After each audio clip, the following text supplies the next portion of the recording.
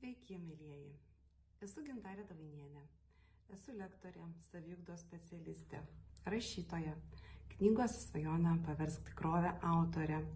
Taip pat labai domiuosi psichologija, psichoterapija studijuoju jau ne vienerius metus. Ir viena iš tokių širdies temų ir, aišku, maloniausių man turbūt ir pačiai įdomiausių temų, tai yra sąmoningas svajojimas ir tikslų išsigryninimas. Ir Lietuvoje esu žinoma būtent kaip sąmoningo svajojimo mokytoja. Tačiau šį kartą aš jūs noriu pakviesti ne į sąmoningo svajojimo paskaitą. Šį kartą aš jūs noriu pakviesti į paskaitą apie atsakomybę. Apie tai, kaip mes suvokiame pasaulį, kokios yra mūsų pasaulio suvokimo, tai yra kokie pasaulio suvokimo modeliai ir iš kokios pozicijos mes žiūrime į pasaulį, ar iš aukos, ar iš kūrėjo pozicijos.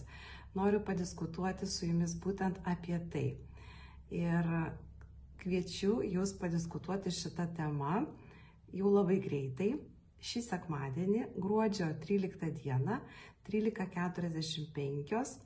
Ir labai esu dėkinga Allianz bendroviai už kvietimą ir galimybę kreiptis į jūs ir pakalbėti šitą tikrai labai aktualią ir visiems svarbę temą, paliesti mūsų atsakomybės klausimą.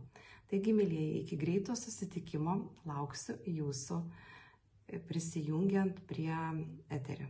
Iki malonaus.